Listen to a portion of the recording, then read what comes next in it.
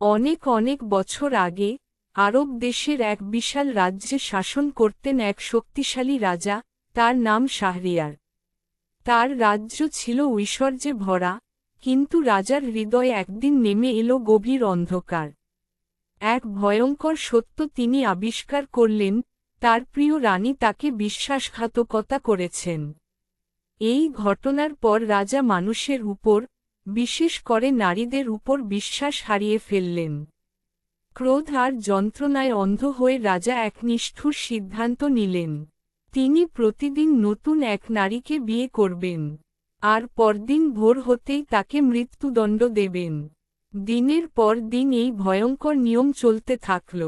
রাজ্যের ঘরে ঘরে কান্না, আতঙ্ক আর নিস্তব্ধতা নেমে এলো। ঠিক সেই সময় সামনে এগিয়ে এলেন এক অসাধারণ মেয়ে, শেহরাজাদ। তিনি ছিলেন রাজদরবারের উজিরের কন্যা, অত্যন্ত বুদ্ধিমতী, সাহসী এবং গল্প বলায় অদ্বিতীয়। সবাই যখন ভয় পালাচ্ছে, শেহরাজাদ তখন স্বেচ্ছায় রাজাকে বিয়ে করার সিদ্ধান্ত নিলেন। বিয়ের রাতেল মৃত্যু নিশ্চিত জেনেও শেহরাজাদ ভীত হলেন না। রাত গভীর হলে তিনি রাজাকে বললেন, মহারাজ, মৃত্যুর আগে আমি আপনাকে একটি গল্প শোনাতে চাই।